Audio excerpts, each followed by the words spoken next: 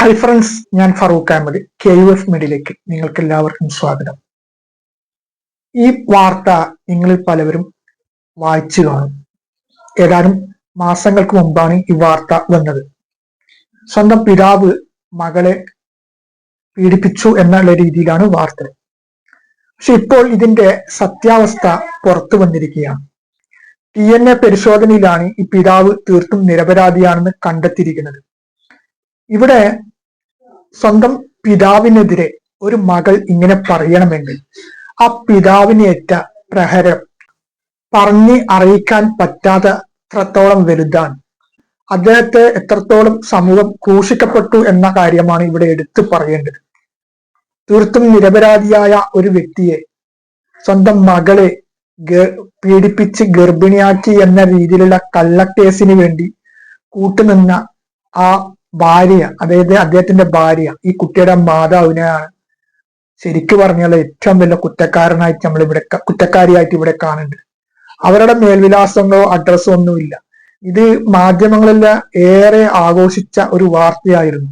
കാരണം സ്വന്തം പിതാവാണ് ഇങ്ങനെയുള്ള സംഭവം ചെയ്യുന്നത്. നാദാപുരത്ത് കുണേരിലായിരുന്നു ഈ സംഭവം നടക്കുന്നത്. അപ്പോൾ മാധ്യമങ്ങളൊക്കെ, ദൃശ്യമാധ്യമങ്ങളൊക്കെ ഈ സംഭവം വളരെ ഇതോടുകൂടിയിട്ട് വാർത്തയാക്കി വന്നതാണ്.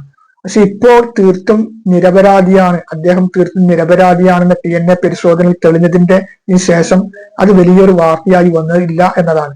വളരെ പ്രാധാന്യത്തോടുകൂടി വാർത്ത ചെയ്തവരൊക്കെ ഇപ്പോൾ അദ്ദേഹം നിരപരാധിയാണെന്ന് കണ്ടെത്തിയതിനു ശേഷം ഒരു തീപ്പെട്ടിക്കോളത്തിലാണ് വാർത്ത കൊടുത്തിട്ടുള്ളത്. അദ്ദേഹത്തിനുണ്ടായ ഒരു മാനഹാനി, അദ്ദേഹത്തിനുണ്ടായ ഏത് രീതിയിലാണോ നഷ്ടങ്ങൾ, അത് ഒരിക്കലും നികത്താൻ പറ്റാത്ത കാര്യമാണ്. കാരണം സ്വന്തം മകൾ തന്നെയാണ് ഇങ്ങനെയുള്ള ഒരു ആരോപണങ്ങൾ ഉന്നയിക്കുന്നത്. സ്വാഭാവികമായിട്ടും എല്ലാവരും വിശ്വസിച്ചു പോകുന്ന കാര്യമാണല്ലോ. ഇപ്പൊ ഒരു പെൺകുട്ടി ആരെയാണോ ചൂണ്ടിക്കാണിക്കുന്നത്, ആരെയാണോ പേര് പറയുന്നത്, അത് അപ്പാടെ അന്വേഷണങ്ങളോ മറ്റോ ഒന്നുമില്ലാതെ തരത്തിൽ പോലീസ് കേസെടുക്കുന്നു, അറസ്റ്റ് ചെയ്യുന്നു. അതിലുപരി അദ്ദേഹത്തെ സമൂഹം കെരുവാരിത്തേക്കുന്നു, ക്രൂശിക്കുന്നു. ഇവിടെ ഇങ്ങനെയുള്ള ഒരു സംഭവമാണ് നടന്നിട്ടുള്ളത്. അതുകൊണ്ട് ഇതിന്റെ പിന്നിൽ പ്രവർത്തിച്ച തക്കതായ രീതിയിൽ മാതൃകപരമായ തരത്തിലുള്ള ശിക്ഷ കൊടുക്കണം. ഇത് മറ്റുള്ളവർക്ക് ഒരു മുന്നറിയിപ്പായിട്ട് തരത്തിലുള്ള ഒരു ശിക്ഷാ നടപടിയിലേക്ക് നമ്മുടെ നിയമം പോകണം. അല്ലെങ്കിൽ ഇതൊരു വലിയൊരു ഭവിഷ്യത്തിലേക്കാണ് പോവുക.